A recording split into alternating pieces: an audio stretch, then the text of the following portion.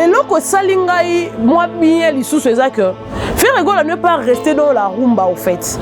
Il ne pas rester dans la rumba. Faire un même biso na style mususu et c'est ça même la capacité d'un artiste.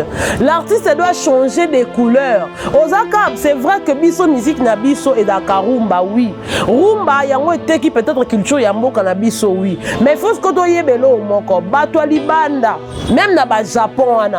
Bazo style na biso a rumba ba comment ko utiliser. Les a déjà avantagé pour na biso. Parce que biso pe photos appel na capacité on peut ba style ba ninga peto beta. Lelo ba musicien bele ba kota pe na kati ya ba musique le quoi to benga urbaine. Donc memi pe moi rap, moi nini moi en ce moment na kata musique le quoi par exemple Inosbi beta ba musique na ye Afro Congo et la musique rumba te. Azana style na mais sauf que ba contenu ya Inosbi nesco c'est pelisanga. Alors ba musicien faut pas rappeler la capacité ya ko changer rapper ba couleur ya musique. Tout si la kala ntaka made souté moi pe photo lire rapper moi made soit pamba moi pe to lire peut-être moi mi pandi lobi tozo ngana biso ntaka made et c'est ça d'ailleurs la capacité d'un artiste.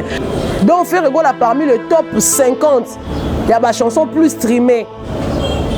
Faire rigolo à se figure. Banzembo zote kama na France, je parle bien de France. Sikoyo omona, ba yo c'est la biso ba débat o faire rigolo attaque international te. Ce qu'on nzembo ya yembi wana, ezan nzembo o faire rigolo yembi un artiste musicien congolais. Mais les Français se sont retrouvés dedans et à comité na niveau bataille parmi le top 50. Il y a ba musiciens bazali plus streamé na iTunes France. Pourquoi? Parce que la chanson parle. Toko ça na biso ba débat sur le view ya YouTube oui. Ba view ya YouTube mo ba robot ba utiliser parce que tu peux te booster à la chaîne. Mais réalité sur le marché base, on attend un classement par rapport à vente. Quand on parle de plus streamé par rapport à plus streamé ou encore on peut parler de plus vendu. Alors parmi 50 personnes oyo bazo côté kamapi bazo koyo kana na iTunes France. Pour dire que la chanson est bien accueillie. Est-ce que zaki ngambu kozana artiste musicien lokola fali na mboka na biso? Pour on kola kabami tema na biso na milimo na biso ya nyonso ata yo moko. Pendant que ça coûte une actualité, on pensait qu'en s'accrochant, l'actualité a fait rigoler la fali, on a quand même moins de temps à comme taper moi mon cœur de bête il sous selon un élément parce qu'elle est mission le kawa ou taté pena faire chaos. Ah mais fallo décevoir. Dans le bataille le roi baluba au décevoir. Parce que loko yo sali biso fali.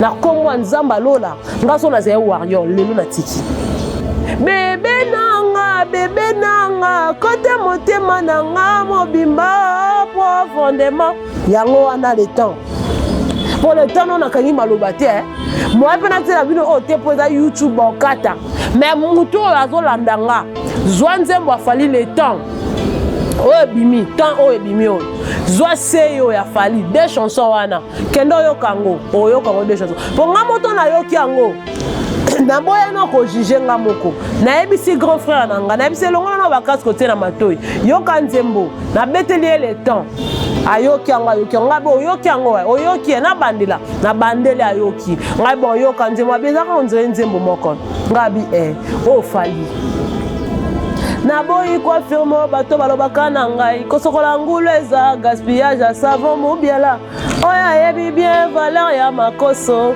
soki batandi na mesa bangola bakowela lisusu oza serviette nanga les boursiers sécher balarme nanga mon amour laisse-moi te dire en face pour pigeon voyagera comme soko zuango ozina imao ole ole tu vas te retrouver na des styles la musique na des rythmes de musique différents.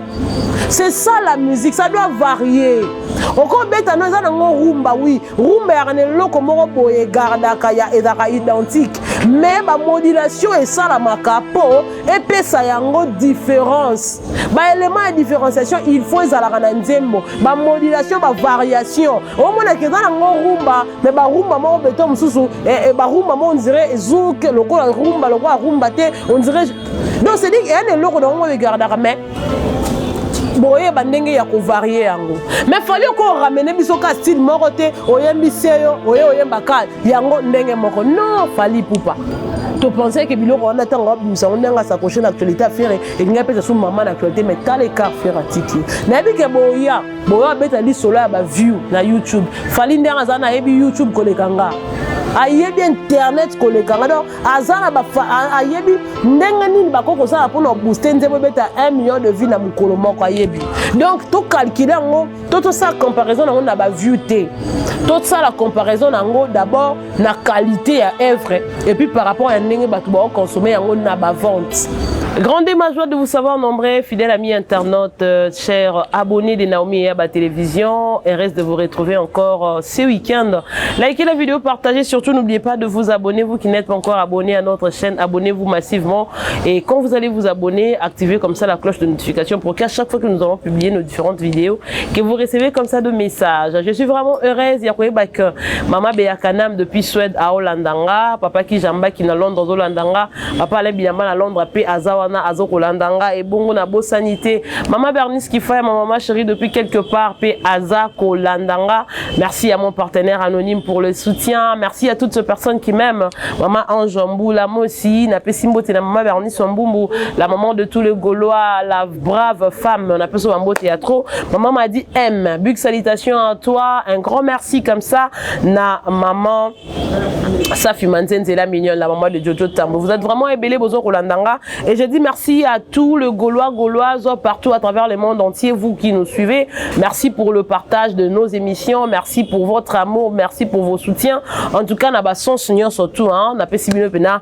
Merci Mingi. Je suis vraiment aujourd'hui devant vous avec une grande joie à repartager Nabino moment oyo autoromeka un peu comme ça la analyse surtout en ce qui concerne Makambu Eza Kolekana internet. Nous le savons tous que le monde musical est dominé par des concerts à niveau Yalibanda. L'actualité, bien sûr, est dominée par les concerts à niveau Yalibanda. Tout le monde se précipite à mettre sa date pour que Azalapé compte parmi les gens qui ont joué dans la salle mythique à niveau Europe. Alors, parmi les dates, nous retenons comme ça la date de Ferregola, le padre Otozoro Bengaye, l'homme d'actualité, la plaque tournante de la musique congolaise, le capitaine qui amène la rumba dans le beau port, hein, Balobi qui amène la rumba jusqu'au bon port, comme vous voulez. Et Ferregola est là, comme il vous a toujours promis qu'il fera la musique et de la bonne musique, la variété et BD. Aujourd'hui, je suis quand même fier. Tant Natal a fait Ferregola avec toutes les capacités qu'il possède, avec tout le potentiel qu'il a. Aosa Marambo Oyo et Sepelisa Mokili et PK Katepo Sepelisa pour une période donnée, mais Ferregola fait de la musique Oyo génération à génération Toroyo ka musique Iwana et ça c'est ce qu'on appelle l'artiste. En tout cas bravo à lui là où il est. Je demande à tous les Gaulois et Gauloises que Tozana Mubangé na événement. Toroyo qu'on a vu sur le côté d'actualité Moussoussou Banzembo il faut que la période où tu as la période où tu as préparé penza événement où ING Arena, la date est déjà connue de tous, hein, le 7 juin 2025 à Bruxelles, ING Arena. Gaulois, achetez vos billets parce qu'on ne nous a pas encore annoncé les sold out.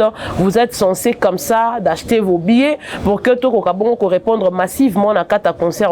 Il y a le padre. Aujourd'hui, avec la guerre, il y a musique, la concurrence, Tokoma Kota la paix sur le plan public. Ndenge public et s'est présenté sur le plan plein. Donc c'est-à-dire aujourd'hui, bah comment qu'on mesurer peu artiste ming na niveau à plein. Toi et bien déjà que na niveau à mon Ferregola c'est le Kingo Dingo Didi Congo et il a toutes ses capacités et à bas corde vocale. Mais du côté aussi popularité, il est aujourd'hui le seul artiste et musicien oyo azana popularité moko boye na koko benga na yebite sona benga ngondeni. Donc ça dit que aujourd'hui c'est lui qui détient une majorité à population na ndenge ya musique ndenge zalaka. C'est vrai que beaucoup d'artistes et musiciens baza ko beta musique baza pe na ba fanatique na bango, mais les fanatiques qui peuvent égaler aux Gaulois en tout cas il y a pas les Gaulois ce sont des fanatiques au bazalaka visible baza réel baza ba roboté yango bomona que à chaque fois Ferregola attaque ba événement na ye ba Gaulois bazaka toujours mobondo. Alors les Gaulois, je sais que nous avons connu un peu un problème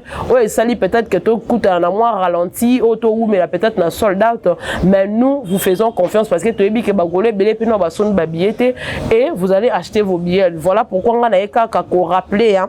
Je fais comme si c'était une sonnette d'alarme pour na ko rappeler na Bagolois ou non ba son babié na bangoté d'aller acheter leurs billets. Procurez-vous vos billets pour que vous ne manquez pas à ces concerts. Il y a Ferregola déjà bino bomoni na ba récente sortie médiatique na comment il est en train de promettre aux Gaulois ba surprise oyo kozala sikoyo yo ovanda ndak pota la surprise wana na TV moi peu connexion ko bégayer connexion pene ko gipe ko bégayer pe o rater pe moi spectacle mo boy nenga na ndo landa live ya na Gola Forever il y a conférence de presse et en tout cas il y avait des moments où la connexion bégayait, c'est-à-dire que y a ba mo misus na yo ka quitté.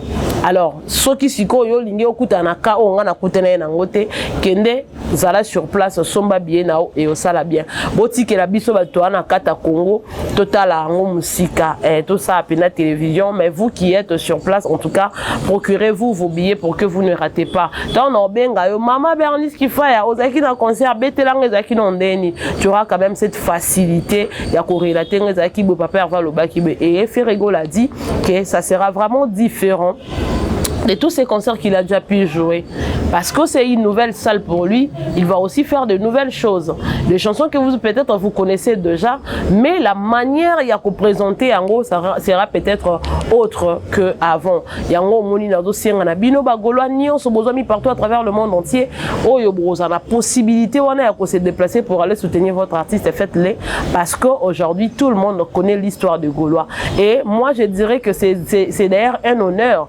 L'habitant Bobeta li solo ya musique a fait rigola. Bobeta pe li solo à Bagola parce que vous faites partie il y a évolution il y a musique il y a mboka na biso. Et aujourd'hui vous êtes le motivateur il y a ba fanatique et belé pe il y a ba musicien et belé ba luka ba créer fan base. Et bo sala yango parce que vous aimez d'abord votre artiste et parce que vous aimez aussi la culture de notre pays. Et on ne supporte pas faire rigola juste parce que Adam Moutoumora a très combattu non.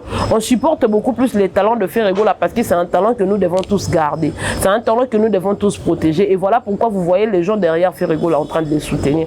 Voilà pourquoi je demande à tous les Gaulais qui n'ont pas encore acheté leurs billets d'aller acheter les billets pour que vous ne ratez pas ces concerts. Il y a le 7 juin. Alors, Badat Napoto, tous à peine à concert, il y a le grand Mopa au Kofi Olomide, il y a un mois de juillet, le 19 juillet, na hippodrome de Vincennes, ba Kofi Fi, ba Kofi Yeto, ba Cindy Love, ba Cindy Nagno, yo, Bokendo Somo, ba bien Nabino pour que, et ça là quand même bien, la légende de la musique congolaise, le monument vivant, Kofi Olomide va devoir jouer son grand concert, na Kata Salle, oh, il sera peut-être le premier Congolais à Beta Salouana. En tout cas, il faut vraiment que toi qui nous soutenir et pour Ekosala bien, c'est pour l'honneur de notre culture. À part le grand Mopa au Kofi Olomide, nous avons aussi les concerts d'Héritier Watanabe au Ekozala le 24 août. Mais malheureusement pour lui, et les choses ne semblent vraiment pas aller avec tout le maquillage, avec toutes les assurances que même à porte-parole n'est pas en mais ma cambozo qui n'est pas malamte. Mais nous sommes en train de prier le bon Dieu à ça là quand même grâce à la mystique à fou maintenant à bangonga sous quand tu bien cahier nzambe à minute il y a bâton additionnel après ça quand même ba fanatique courage on somme babiller parce que ils ont vraiment maraming arrivé jusqu'au point que yomoro qui ne rebaksa mbongo ya caution tiré qui na salle pour producteur à beau il sait que ma bezali parce que le producteur tant à misaka Aïbi qui ont récolté. Et alors, à la Coste, est-ce qu'il y aura encore un producteur qui va accepter un jour de produire la Coste? Moi, je ne pense pas. Pourquoi? Parce qu'il a bénéficié de l'autre côté. Et il y a aussi Robin Yomundibou avec son concert de théâtre gymnase Mamaribel et les 7. Alors, lui aussi, on attend son sort. Hein. Parce que les lots, on ne se voile pas la face. C'est Ferrego là, où Azali, la majorité, il y a des fanatiques. Le reste, est partagé à moins d'âme. Puisque même le Warrior n'existe presque plus. Parce que si tel était le cas,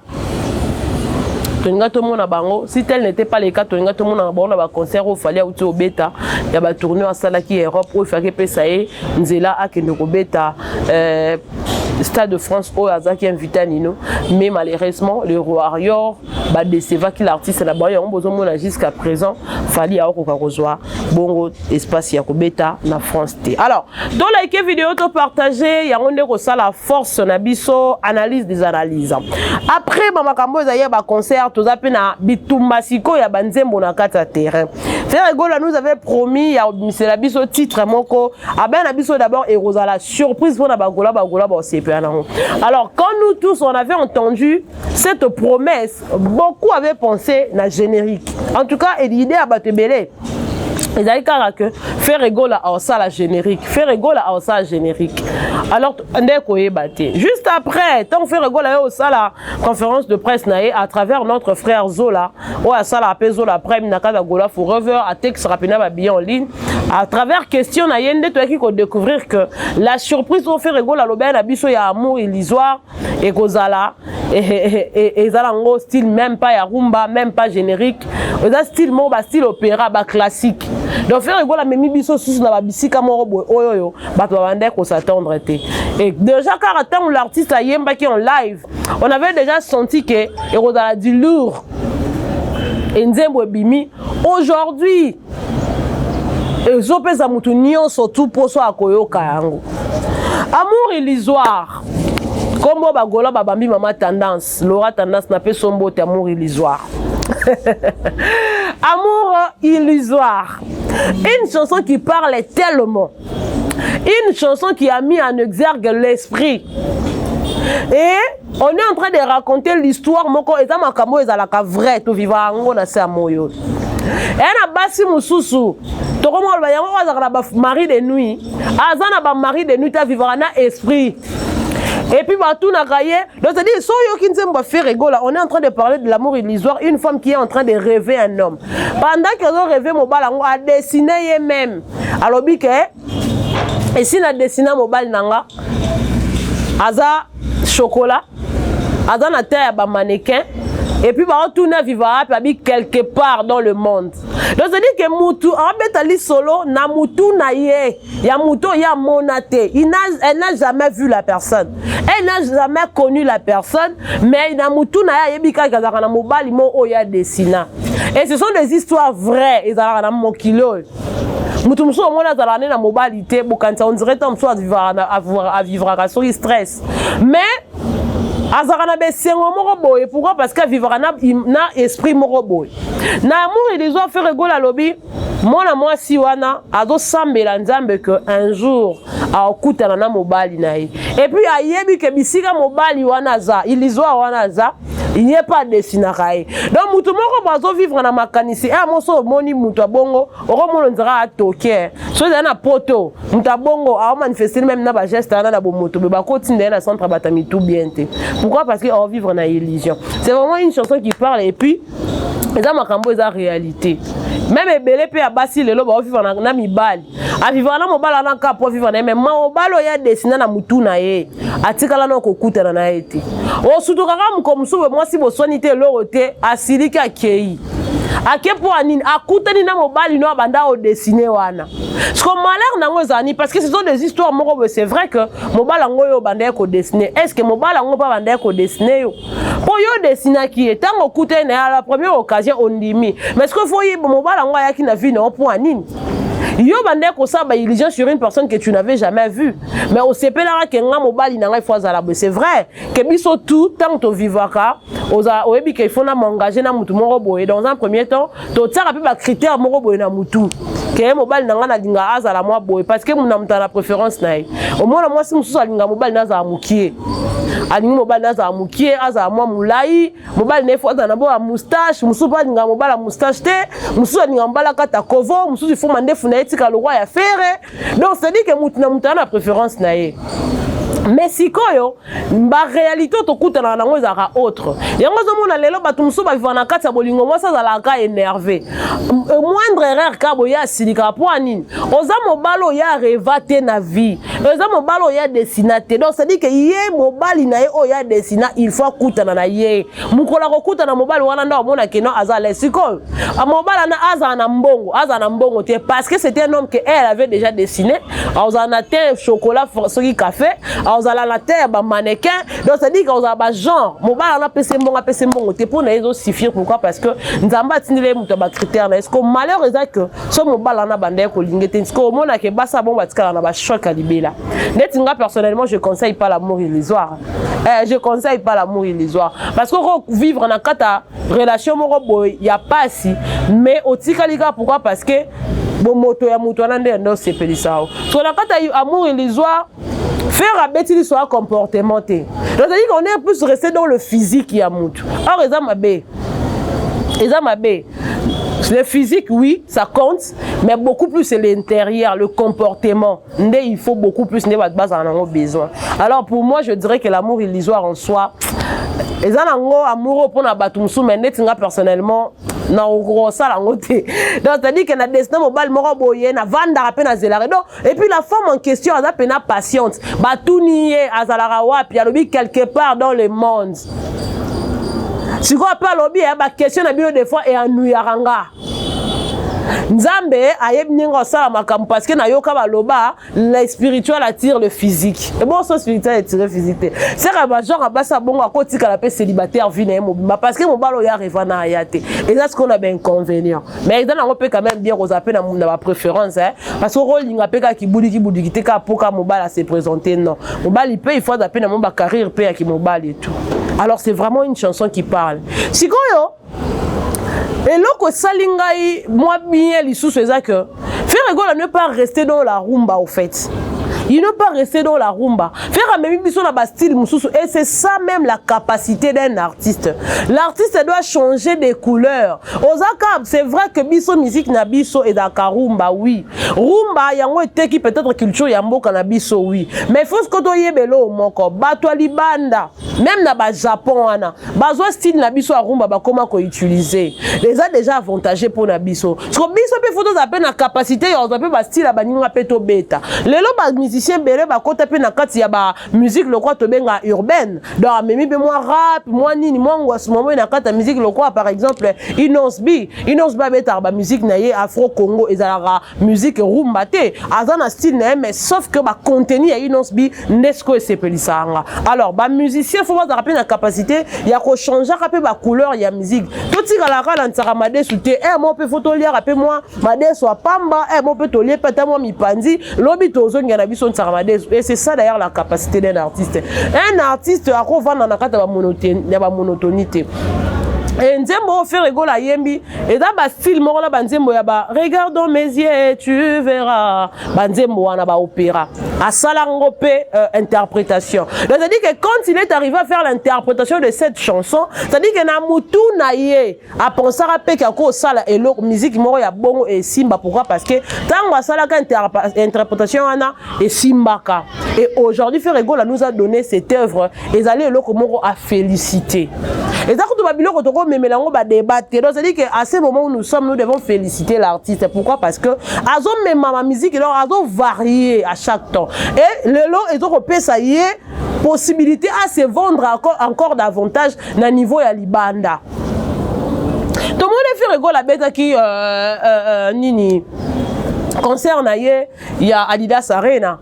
Tout le monde est Barbara Pravi ayaki et biso tout oyebi Barbara Pravi ayeba fait rigola ndeni ayeba fait na rumba te ayeba qui fait rigola na musique nini na musique ya regarde-moi o ezaka musique classique. Donc ça dit que musique classique et koki peut côté kono changement ya ba style et koki peut côté ka yo autrement na ba zone mususu to pe na ko benga onde nini na ba communauté mususu voilà le mot. Et aujourd'hui côté la nzembo ya amour illusoire façon zote comme par exemple, na iTunes France, Amour illusoire a fait rigoler les gens qui occupent 41e position selon les dernières informations. Juste pourquoi par rapport il y a consommation. Donc on fait rigoler parmi le top 50. Il y a des chansons plus streamées. Fait rigoler à ces figures.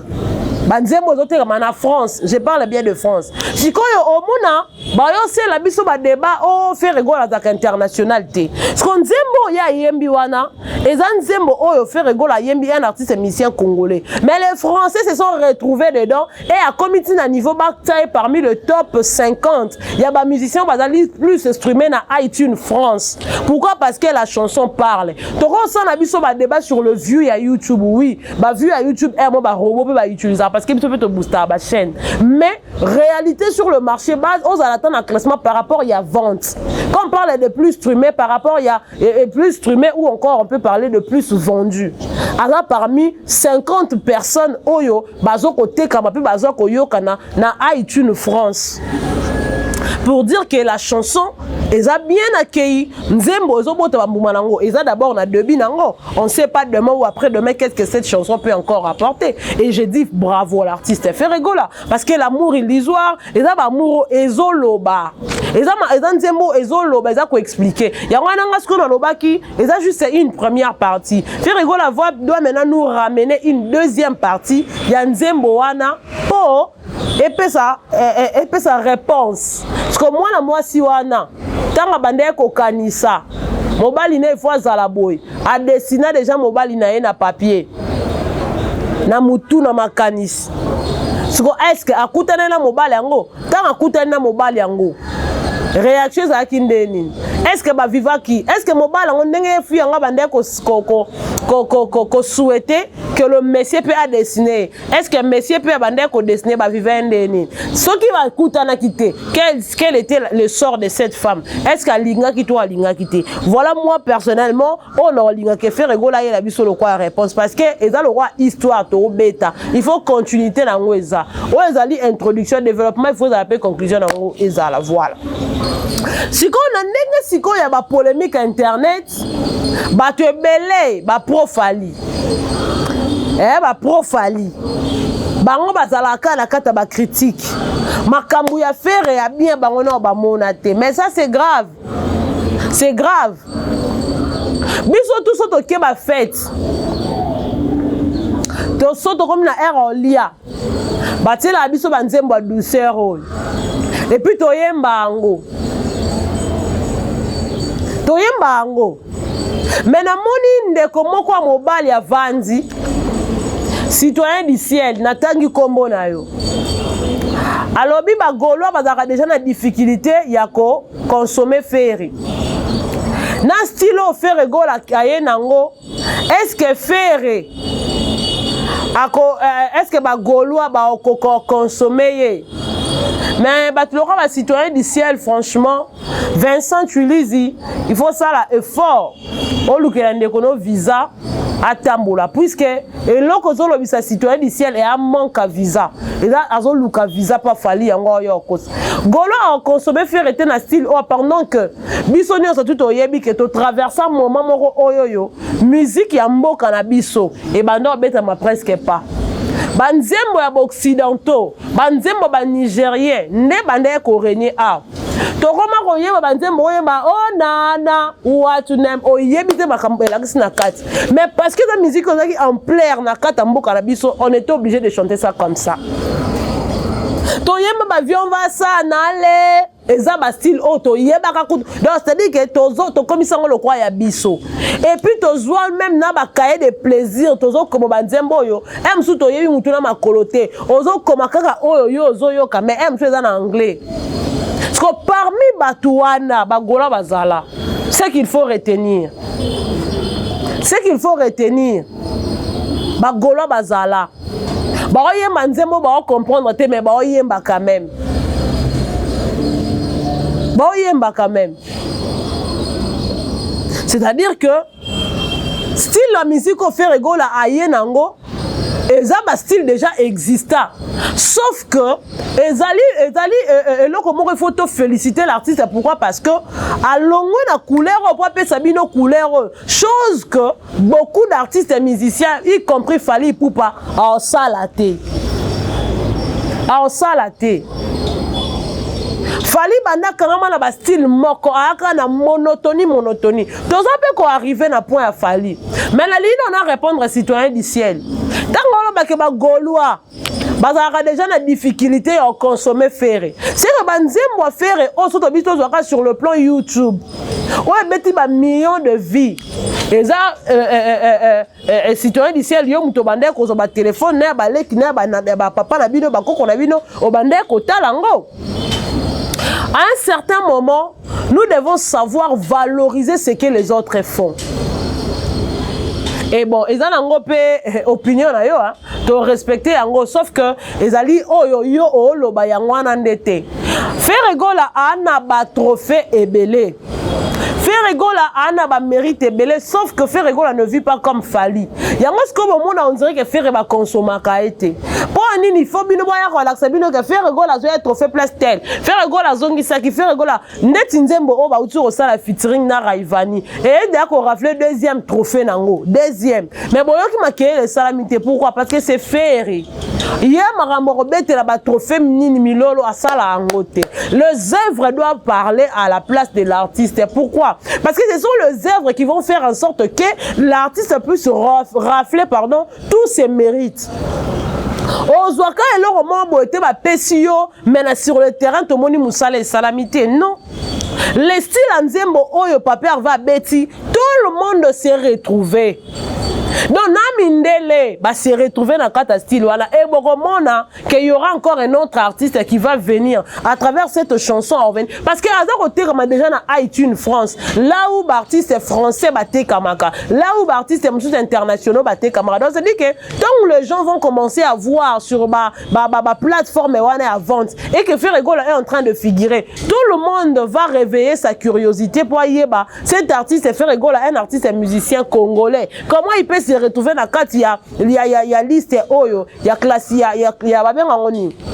y a classement et vente oh la curiosité lukayeba et tant à découvrir que nzembango ezabo alors que c'est avec raison que cet artiste soit placé dans la position oh que va consommer.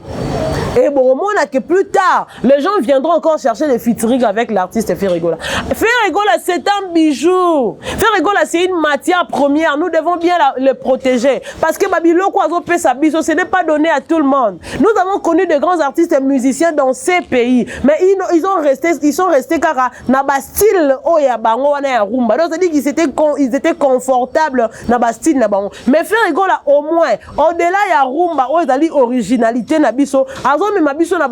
Pourquoi? Juste quand on vendre encore le pays. Aujourd'hui, Fali a vendu le pays au niveau international. Mais ceux qui ont total en faisabilité, Fali n'a pas vendu le pays au niveau de la musique. Non, Fali a vendu le pays au niveau de la relation. Abandé qu'on s'est présenté que je suis Fali pour pas machin et tout. Il est allé chercher le featuring. Mais Ferregola pour faire un tel style de musique, il n'a pas cherché le featuring. Si tellement il avait besoin de Lukaton Moussou, à comme à niveau bino bolinga bolo ba ke faire azate wana so qui pene que non ninga azonga considération bonga na la raté c'est référent que no luka artiste moko boye ba ça ne featuring pour permettre à kotana carré il y a artistes internationaux au bazara plus streamer na ba plateforme internationale. Mais Ferregola ne l'a pas fait. Il a fait ça toute seule pour vous montrer que Ezali et le quoi ça na katina ya na potentiel wana. Alors, il faut féliciter un artiste, puisque ce n'est pas aussi facile de changer les couleurs. Il y a Babylon comme robe aussi facilement. Il y a tout le monde n'a pas fallu. L'élo fallait abimiser les temps. Quand il a annoncé que abimisa nzembo les temps. Et bato a sepé là qui battel vraiment yango yo pené dans sala ma duel yango yango. Concurrence to lukaka yango. Comme ça to rotala to meka un peu comparer banzembo yango sur le plan texte, sur le plan mélodie, sur le plan peut-être visibilité, sur le plan ampleur. On attendait vraiment ces moments pour que nous puissions comme ça comparer. Mais ce que moi j'ai trouvé sur le terrain, c'est décevant. Fali Poupa nous a vraiment déçus. Il a déçu le monde. Pendant que les gens attendent que Fali Poupa nous amène. Et là, comment on a sika, on a toyokate, il est inédit au fait. Mais Fali Poupa a besoin de plage à CEO. Non, c'est le répétition, CEO a changé comme Maloba. Allez, bon, il a fallu qu'il évolue. Non, il a vraiment dit qu'on a mis le temps. Il fallait aussi avoir besoin du temps pour s'améliorer. Franchement. Il fallait vraiment besoin du temps. Il en a vraiment besoin. Il en a vraiment besoin. Pour Luka Amekano Komekola, Bastille à Baninga. Il est soi-disant international. Pourquoi il est à copier ta Bastille à Batute à Enangwa? Parce que déjà, Rumba n'a pas que noter quand on libane d'Arapace. Parce qu'on copie ta Baninga Koyanangwa. Donc, c'est-à-dire qu'il fallait à l'aise dans zone à confort. Moi, si j'étais warrior, moi, Naomi, si j'étais warrior, et le long n'a claqué porte. Charlie Prince, on y a quitté n'a fallait à sali monotonie. Parce que aux alara parmi bateau bando yo ebisa biso ba monotonie fali. Lelo malgré changer langage, mais la lingoti kala quand même aux attaques quand même réglo pour aujourd'hui. Vous allez quand même être honnête, na yo moko na conscience na. On a dit que oya ça l'émission. Yo pe na buzoba na o vandi sa simano na kiti. Oya critiquer nzemba ya fait rigoler amour illusoire pour tomber la le temps. Mais muto na conscience e vanda, a se pela jamais na nzemba le temps ya fali. D'abord faire rigola yembi nzembo moko na style moko classique ni libanga na kati abwaki mutu te na kati nzembo wana aebeti li solo a expliquer fait azwi makambo ezalaka ati yango na nzembo pendant que bato mosusu baninga bazela ye na bagenre banzembo moko boye chéri kanganga chéri zongisa chéri pesanga babeteli bino li solo vraiment makambo ofere ayembi na kati ya nzembo wana eza so osali sondage na mboko na akataka na kisasa place toza a tala bazebele eya na basi mosusu omona vanda areva mobala poto ndako mobala ngo ozala nango bazebele bakosa bino te baza ebele ebongo so okena niveau ya poto bango moko ba illusoire ndeti l'aura tendance amour illusoire. Amour illusoire. Pendant que y'a luka bolingo place bolingo zate. Et ça illusoire. Donc, on attendait qu'il fallait nous amener quelque chose de waouh dans ce que ngai ndeti ngana okinze mwana kana tongo. Ah. Nabi bon on a yo kana le tango parce que avant peut critiquer loko même sur le plan et dans la positif ou négatif, il faut d'abord yoka. Toko yoka ka te po batu baloba kite. Ngamoko Naomi na yoka na tongo eloka liboso na sali. Na zwis nini oyo nzembo wana. Na tie. Tango bandinga bi o. Mais oza bébé nanga kote motema nanga mobimba soki peni na ngwana lobana profondément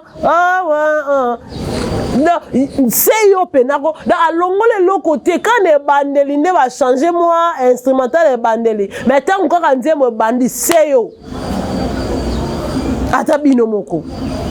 Allez, mutulo la citoyen du ciel. Au moment où mutumoko a vandi, abandi koluka ça la comparaison, il y a amour illusoire, les temps. Mais ça c'est manquer du respect à la mémoire de Ferré. Oh, ça les chefs d'œuvre. Oh, c'est vraiment manquer du respect à Ferré là. Comment est-ce qu'il fallait na ba potentiel nion surtout au ba tsakayo na mutuana. Na ba kokumisa o ba tuno ba kumisa ko. On va changer tout comme la te lo comme pourquoi tout ça là oni est-ce que zaki ngambu kozana artiste et musicien lokola fali na mboka na biso po onyo kola ka ba mitema na biso na milimo na biso ya nyonso ata yo moko pendant que ça coûte une actualité on pensait qu'en s'accrochant l'actualité a fait rigoler la fali on a quand même moi temps ya ko mataper moi muketo beti lisuli solo na nemo parce que eli biso loka wa utatie pena faire chaos ah mais fallait décevoir na lo batalo kwa baluba au décevoir parce que loko yo sali biso fali na kombo nzamba lola ngaso na zé warrior lelo na tiki bonani toko yo kaka bilo moko ya sikezata ya sikezate monotonie na monotonie bébé nanga kote motema nanga mobimba profondément yango wana le temps pour le temps on a kangi malobate moi penate la bino o te poza YouTube okata mais muto azolandanga zwanzembo afali le temps oh bimi tant oh bimi oh zwa seyo ya fali deux chansons wana kendo yo kango oh yo kango deux chansons pour nga moto na yo kiango na boya no ko juger nga moko na ebisi grand frère nanga na ebisi longola na bakas côté na matoyi yo kanzembo na beteli le temps ayoki anga bo yoki ango oyoki na bandela na bandele ayoki ngai bon yo kanzembo abeza ka onzere nzembo moko ngabi oh fali na bino beaucoup misa numéro 1 ye fali na bino ye monotonie bon le manabiso ni que da style na été style ango ya yo mais il faut changer quand so zwinzembo na lobaki yo na kolela lisusu te kasi miso mangai e kolela kaka choisi matata Soko continue climatiseur na motema ça sert à rien kaka bolingwa choisi oyo kokitiza kosoko kotia nga à l'aise. Oyo ko nzembo oyo ya pigeon voyageur par exemple. Poto la sabino différence au faire gola tsana banzembo nae. Son nzembo ya pigeon voyageur.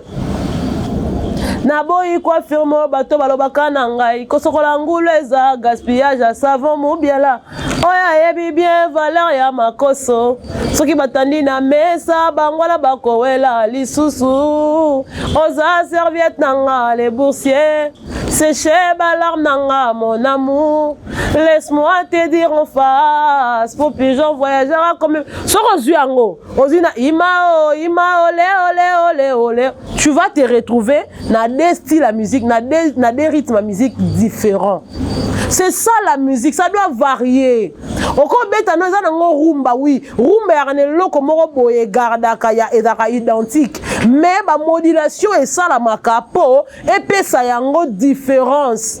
Ba élément de différenciation, il faut ezala na nzembo, ba modulation ba variation. O mona ke za nango rumba, mais ba rumba moko beto mususu et ba rumba mo on dirait zouk loko rumba te on dirait donc c'est dit il y a des loko nango gardaka mais boye bandenge ya ko varier yango mais fallait ko ramener biso ka style moko te oyembi seyo oyemba ka yango ndenge moko non fallait poupa attends lolo regarde-moi sentiment d'inachevé l'éternel incompris j'ai toujours ozui yango ozui na nzembo oya amour illusoire et si na dessiné mobali nanga penaye chocolat café différent ce n'est pas la même chose.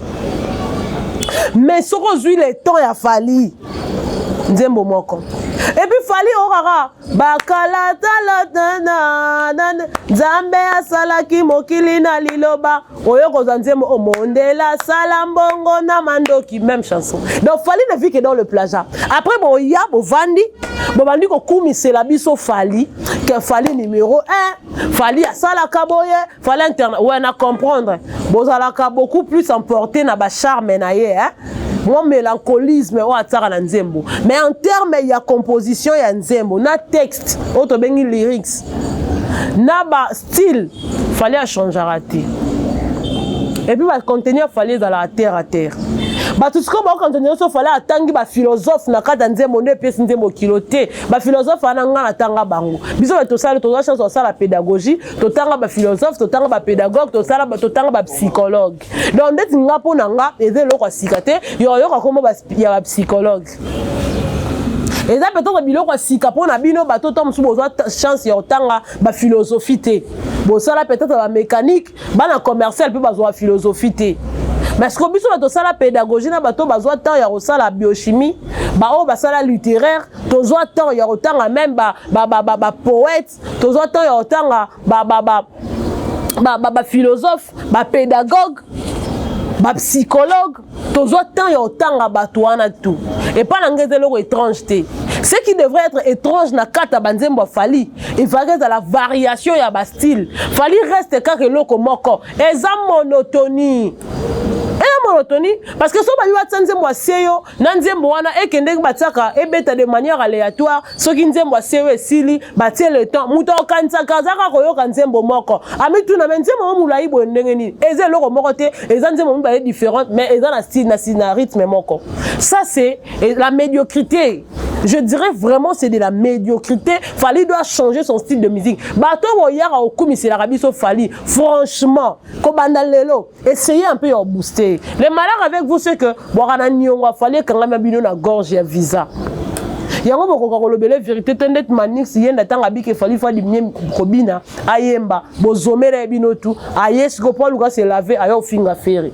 Or alobe mambo eza ya solo. Il faut des fois dire de vérité aux artistes. Tant même au poto wana bike muto aloba na ba vérité, so ina comment na point B ça parce qu'alobe na la vérité. Mais vous ne dites pas la vérité aux gens que vous soutenez, yango bo sa mambo. Yango marambo to mona, yango fali ako ko évoluer. Tu pensais que Biloko on attend on a s'accrocher l'actualité à faire et il n'y a pas de maman l'actualité mais t'as les cartes faire à tiki. Nabi que boya beta li solo ba view na YouTube. Fali ndanga zana ebi YouTube kolekanga. ayebi internet kolekanga donc azana ba ayebi ndenga nini bakoko ça pour no booster nzembo beta 1 million de vues na mukolo moko ayebi donc tout calculer ngo tout ça comparaison na on a ba view té tout ça la comparaison ngo d'abord na qualité ya œuvre et puis par rapport à ndenge batu ba consommer ngo na ba vente ndeto yeba qui a fait mieux que l'autre to variaka pe musique peut voir et variaka fali to lembi te to lembit ata yomoko donc on a vandi dans la fala biseloko amiseli biso monotonie na monotonie fali a mankaka mais musique ba somba ngo peti yo ka ba musicien nyonso yo ba oyemba oyo ba komaka non. Tout chanteur n'est pas écrivain, tout chanteur n'est pas poète. À cause de la azara makas na oyemba benzem bateke la rae. Bateke la rae. Mutu musoko kuta pe na chance bateke lo nzem bateke lo pe na style, ba peso pe style oyembe lango. Est-ce que tu peux quand même pas demander ce qu'on a lobby ba directeur artistique comme bien un directeur artistique Moussa Nezaranine. Il faut pas à peine attendre pe yo rapeti. Que tu rebelles à besoin ici bon. Mais fallait au décevoir. Dans le bon pena qui loue au décevoir. Et ça les bien té. Donc, tout ce qu'on a besoin de débat, nous on a besoin juste que musique n'a besoin évoluer, culture yambo qu'on a besoin ézoa, allure moro boye oyo, batu ba mona yango na nuté au fait. Batu to ba betali solo ya musique à Congo, ba bi que toza pena na artiste et musicien oyo ba yemba na Congo et puis ba na variation ya makasi, ba ko s'adapter na ba style nyonso. Et aujourd'hui, je comprends même que pourquoi Fally a la difficulté au yemba ta live. Parce qu'il y a dans la première improvisation, Fally a dans la première improvisation, Fally n'improvise pas. Donc Fally a voir eloko kaka ndengeza yango et ayaka nango na ba musique nae pour dire que Azam tu ba playback parce qu'il a un problème d'abord, il y a voix nae et puis il a un sérieux problème d'improvisation. Contrairement à Ferry. Ferry a binisa biso bizorbi na ba différent. Donc c'est dit que na ba manière rebelle. Ba téléphone est déchargé. Jésus beta maboko e. Donc c'est dit que bizorbi quand nzembo moko mais zoa ba couleur ebele na ba malobe belé. C'est ça un artiste. Nzembo o faire abimiseli biso amour illusoire avant to yo kango to yo ka kengo morceau ndam na émission. Et faire rigola azo sala ba makambu oyo ba tebele ba o sala te. Faire rigola na kata répétition ils ont bim on dirait bon na kata concert on dirait disque ce qu'on a ba biloko yo fallait otikala ko sala te tia okufa ata mokumi sende mokumi saraye mais otikala ko kokana faire te tia okufa parce que to robeta li sola succès fallait lelo mais demain on soit en succès te et loko ko côté la e ko le comme ça na ezate donc et loko côté la kamutu ko le comme ça ezate donc on a obligé on sala musala na bien tango on sala loko sala on dirait loko asuka on sala vie on detka lobi okufa wana ndo sala bien ko sala ka te de manière kaka olé à essentiel ka bayoka donc ebele te bana bolia so ebelité to olé kalibumu batebele lo bali asubilo msute pour ani banali yango bali boso na vie na ele kalibumu pour na ya considérer que loko aleza la mabenzo kande lambe balamba ke za yango te. Conseiller à l'artiste Fally Ipupa, il y a comme un peu modifier sa manière de faire, d'améliorer un peu sa musique et qu'on a la bénéfique pour la culture yambo cannabiso. Il est vraiment un artiste oyo batuaye billet à partir de la musique inaye. Mais ceux qui ont kende nango bongo, en tout cas personnellement je regrette. Mais au moins là on a pas un kita bando ça ba vanta, ngai ni abisa na longo ba pete na nga tie be na zong fibo, na tie minduki. Minduki ngo beta beti nani na musique ni. Beaucoup misaka nzambe pour wana Ferry. Beaucoup misaka nzambe pour wana Ferry. Et puis ngana olinga pena ba débat ya boye et ça la makana ba période ba coïncidence ba biloko. Nde ça bien. Golo somba bien na yo. Somba bien na yo. Yo kanzembo amour illusoire. Yo peso ko zakana ba amour na yo ba illusoire nga personnellement.